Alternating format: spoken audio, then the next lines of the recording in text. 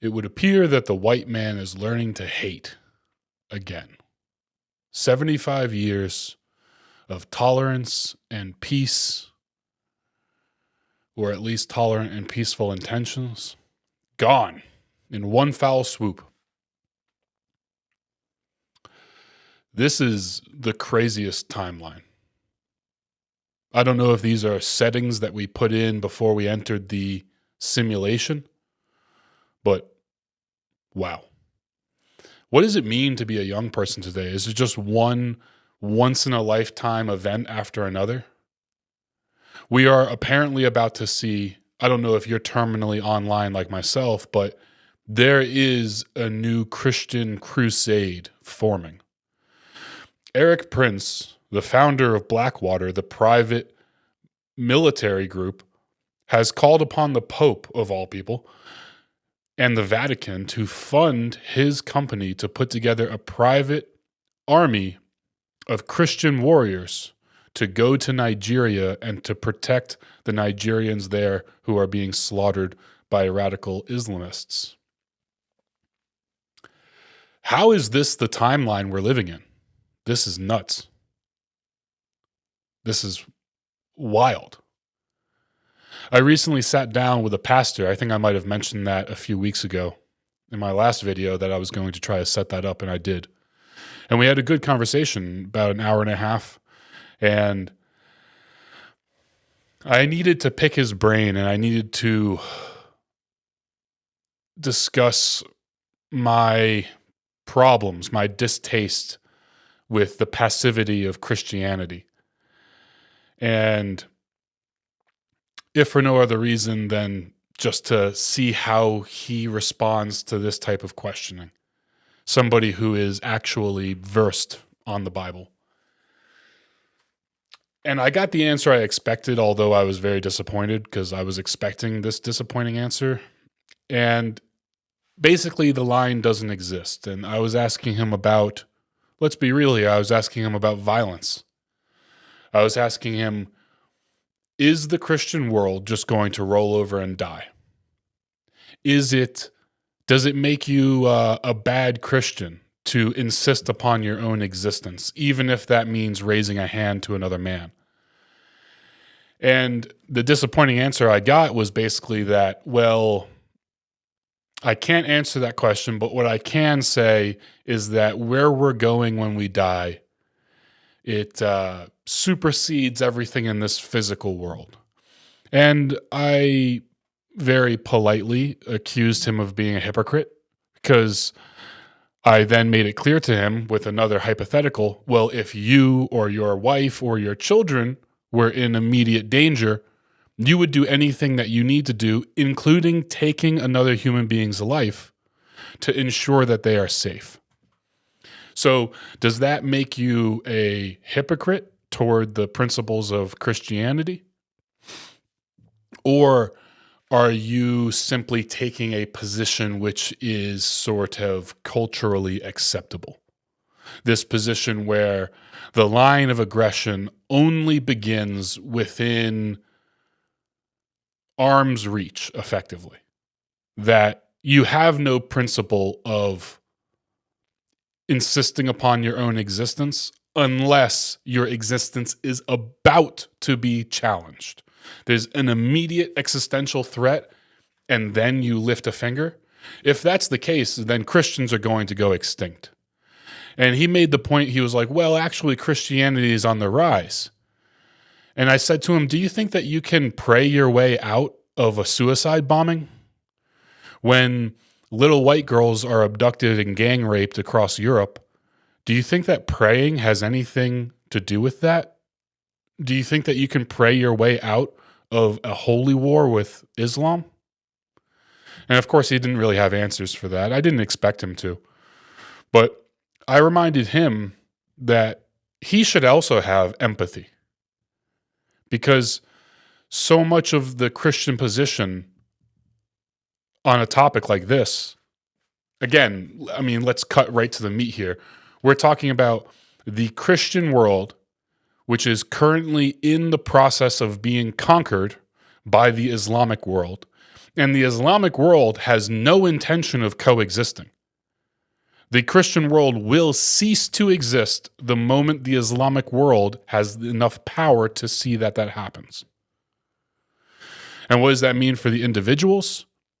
It means probably what it's meant for hundreds of years. It means death and enslavement and sex slavery and subjugation.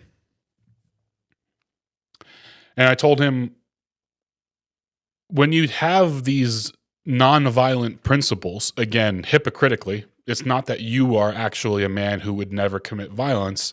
You would just never commit violence by proxy.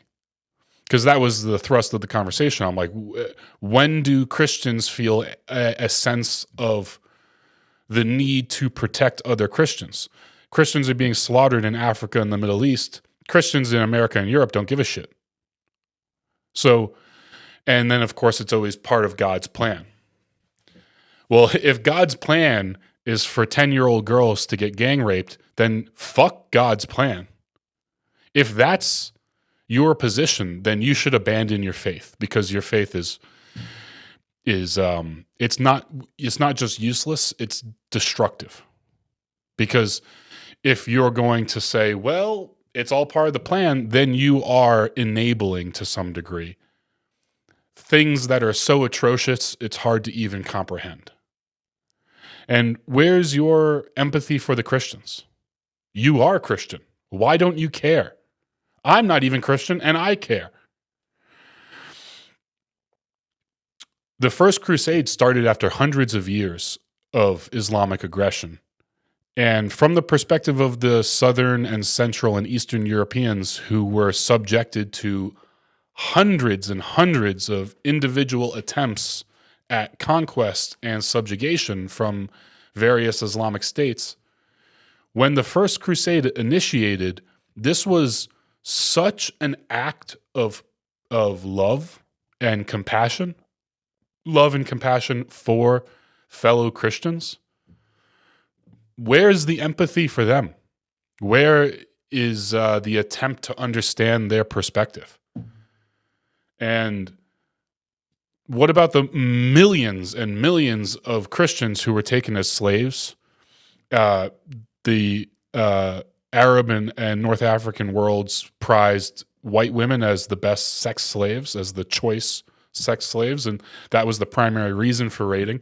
And then when you get to like the Ottoman Empire, they wanted to abduct as many little European boys as possible, and then through a lifetime of torture and abuse, they turned them into janissaries, which are basically like mind-broken slave soldiers. Or, I mean, maybe you'll just end up as a galley slave to row a boat until you die.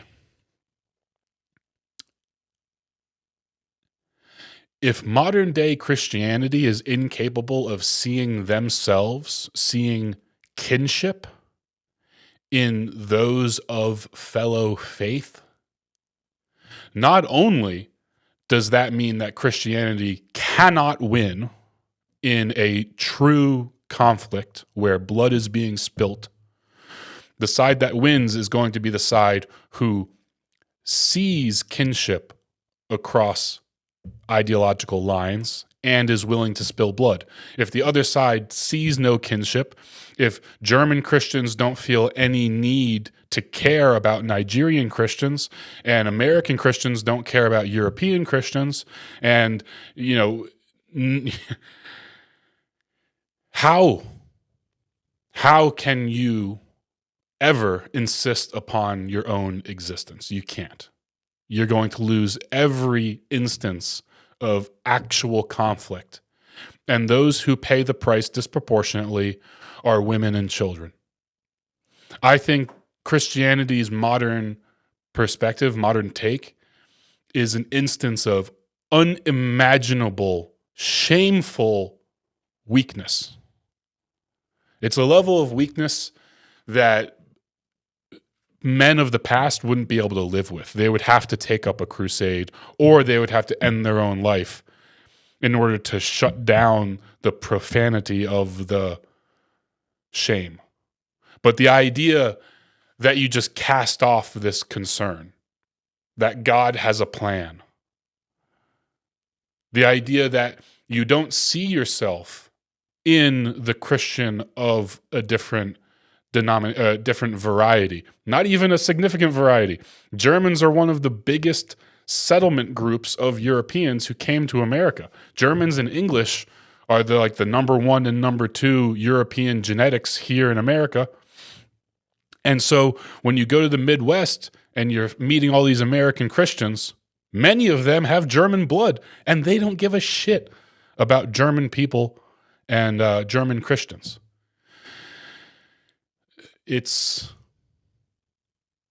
Something's got to change, and something is changing, and that's where this video is going. Now, today, with social media the way it is, the temperature is not going down.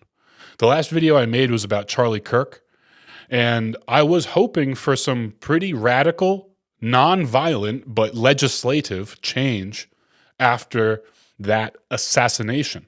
And we got nothing. The Republicans and the conservatives and the Christians of the country, they basically held hands and they sang a little song, and they took turns talking about what a great guy Charlie Kirk is, or was. Too bad that he got assassinated, but gee, what a great guy he was. What the fuck? Are you all just cowards? What is it? What is it? You know, there's so much conspiracy going around the assassination. After the assassination, Donald Trump, from a legislative perspective, probably just had a blank check. He probably could have written and passed any legislation he wanted, as long as it was even just vaguely addressing political violence and political extremism. And nothing was done. Nothing. That moment came and it passed, and it feels intentional. And so the temperature didn't go down. In fact, the temperature went up. This is just one more, just the latest of a series of radicalizing events.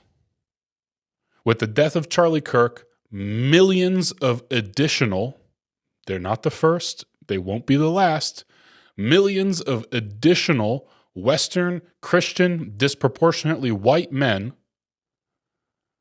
abandoned all previous attempts at reason, moderation, or the idea of a middle ground. I mean, the middle ground guy was just shot and killed.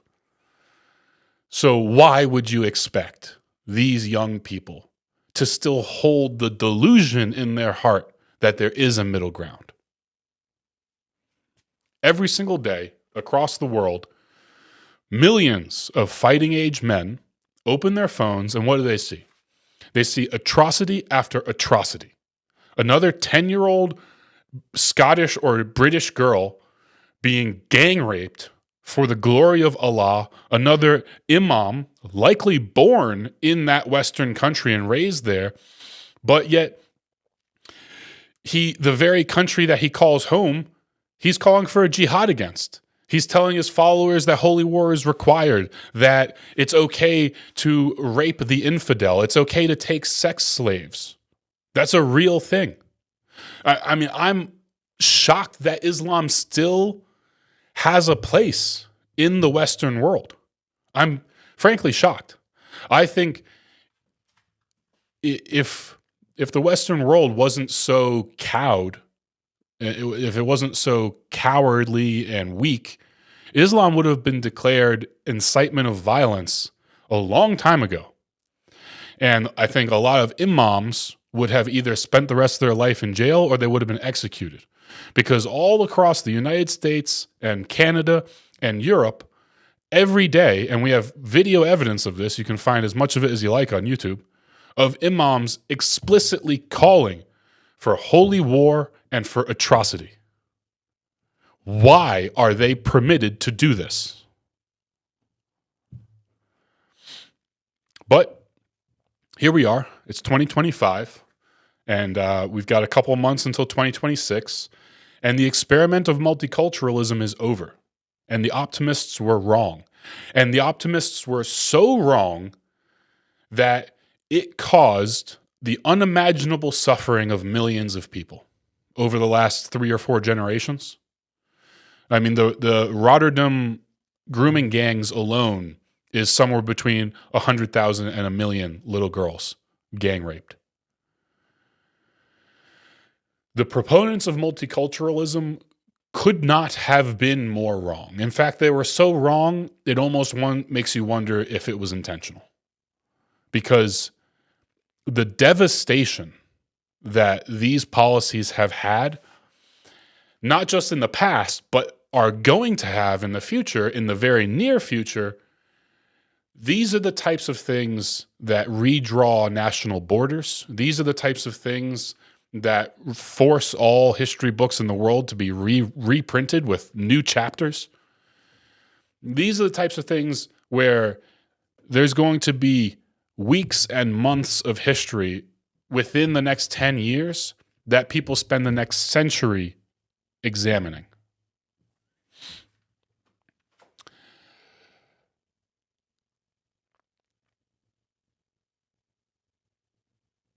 Over the next 10 years, the world is going to become an extremely intolerant and violent place. And I don't think that there will be any room for antisocial institutions like Islam. I believe that over the next 10 years, the young men of today who have been radicalized, for example, like when their favorite moderate speaker gets assassinated. If you grow up in Rotterdam and you're an indigenous man, I can't imagine that any of those men are not already radicalized. All they're waiting for is marching orders. I mean, that's the reality. Most people are not leaders. Most people are not going to throw the first stone. But across Europe, especially in places like UK and Sweden, which are now the Sweden's the number 1 and UK's the number 2 for rape on the continent, and I think that they're both number 2 and 3 in the world for rape. You have to go to South Africa or literal war zones to find worse statistics of sexual assault. Those men are already radicalized. All it takes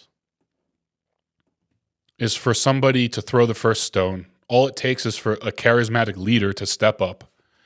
And these men are going to be willing to commit, and because the reaction is never proportional. The idea of proportionate reaction is something that you only hear from children and women who know nothing about violence. Go to any bar, in like a dive bar in a rough part of a city, and stay there for long enough and you'll see some violence. And let me ask you, is there anything proportionate about that violence? No, and there shouldn't be. If I'm living my life peacefully and somebody brings violence into my life, they have forfeited any right that they had to safety, security, and their life. I don't believe in an eye for an eye. I believe 2 eyes for an eye and a leg for an eye.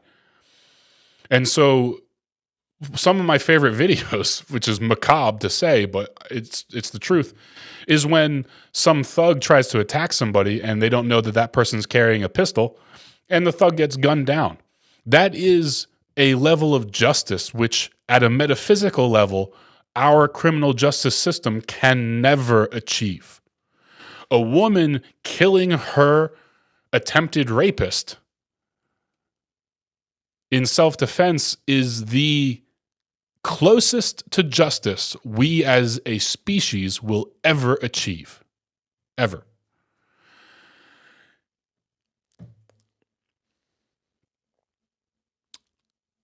And when it comes to Islam, the irony is not lost on me. I always like to say that the universe loves tragic and hilarious irony. And the irony here from me, from an anecdotal perspective, is that I've had overwhelmingly positive experiences with Muslims around the world. You name it. Asian Muslims, Middle Eastern Muslims, African Muslims, Muslims here in the North America or in Europe. I've had overwhelmingly positive experiences, and yet it has no bearing at all for my condemnation of Islam. Just because some Muslims are good people, sorry, the supermajority are good people, but they're good people despite Islam, not because of it. The bad Muslims are bad Muslims because of Islam. That's absolutely true. And the peaceful majority has demonstrated again and again that they are either unwilling or incapable or both at controlling the radical elements within their community.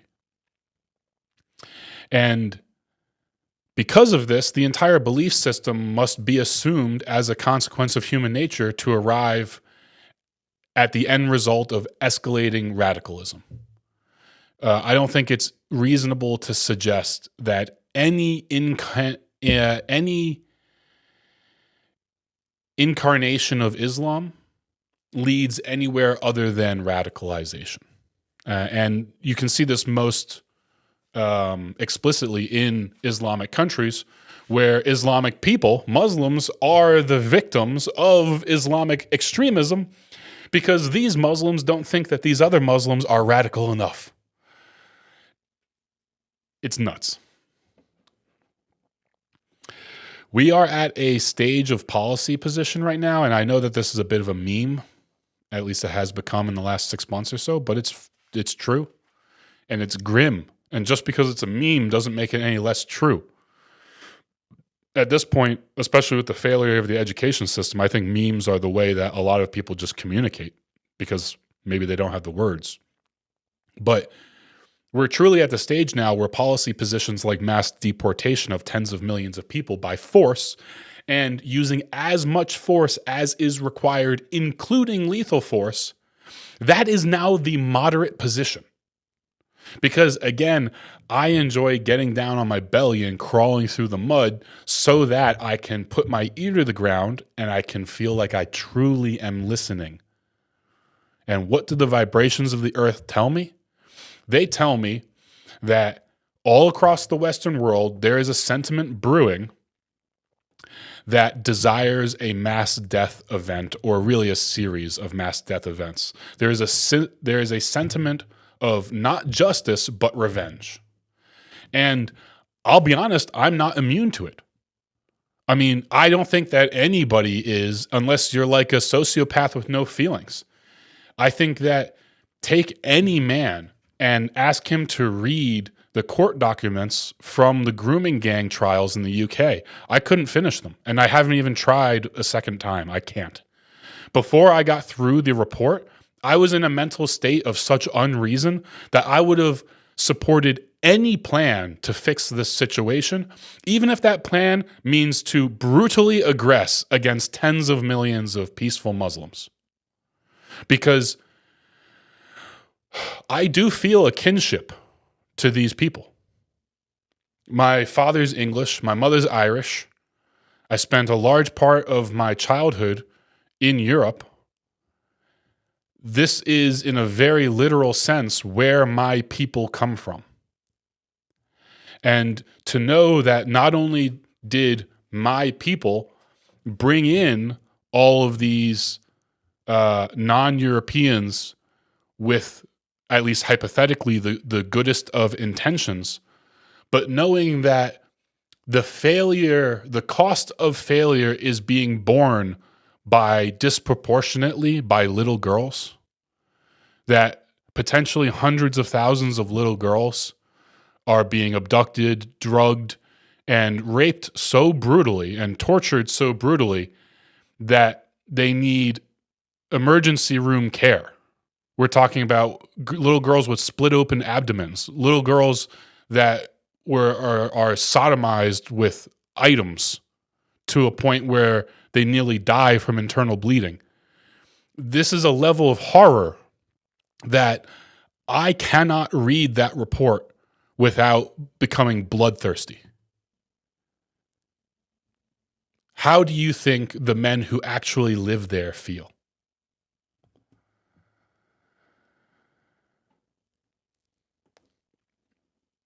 When I think of the magnitude of evil committed against these girls, these children, and the explicit admission from the attackers in these reports that they're doing this because of the glory of Allah, because this is a holy war, because these little girls are enemies of Islam, they are infidels, they are to be enslaved and raped, they are chattel. When I hear that, I think I would rather, if given the choice, I would rather that Islam cease to exist than for one little girl to be gang raped.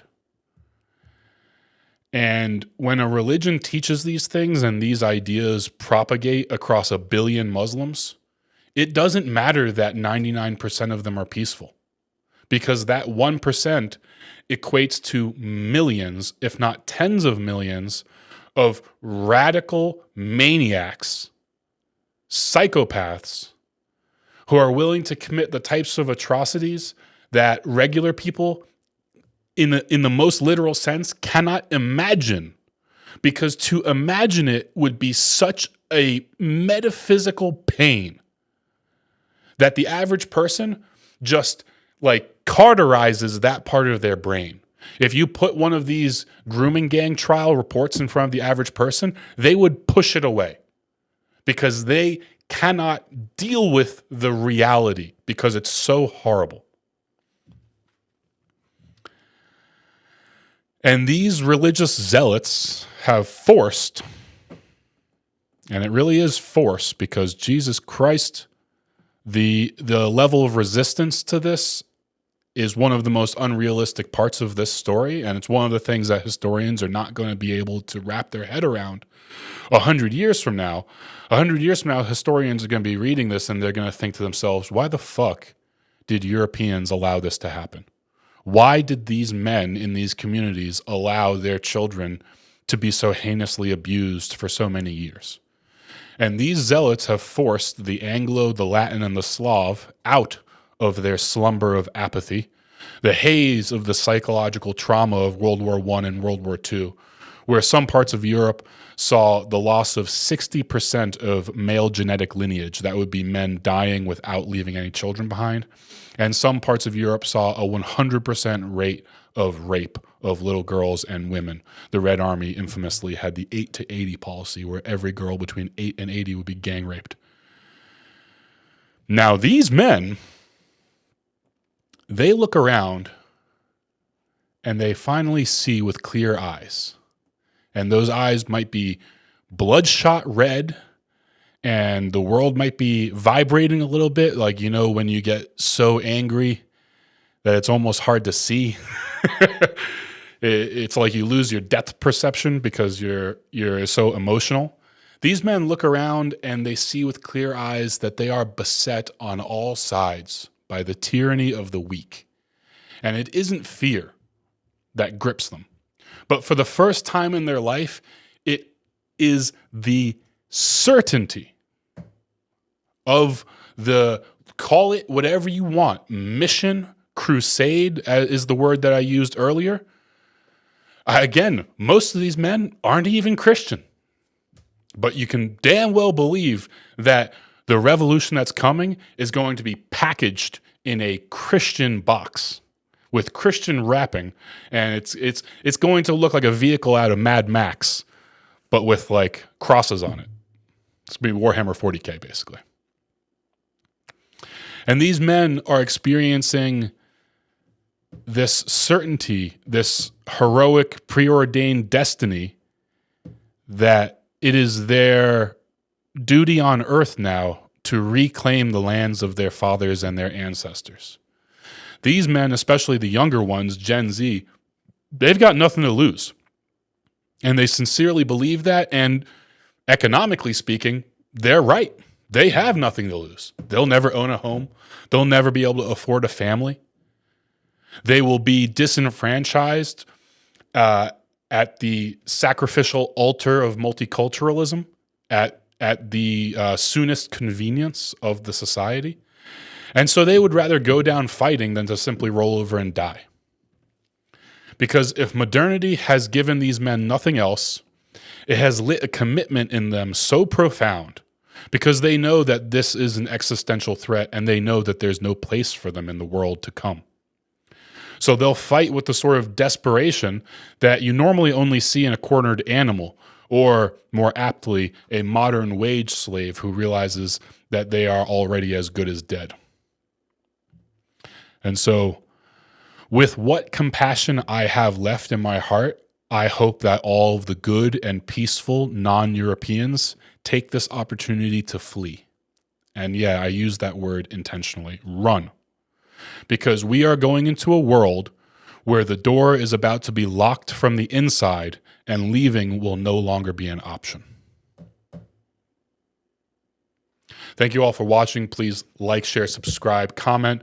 If you want to support me, buy my book. That's the best way to do it. Seeking Squalor, Toilet Umbrellas, and Champagne Chandeliers. Buy it on Amazon. It's about 150 stories of wild craziness. Put it next to your toilet and stop doom scrolling while you shit. The world's changing. Act accordingly.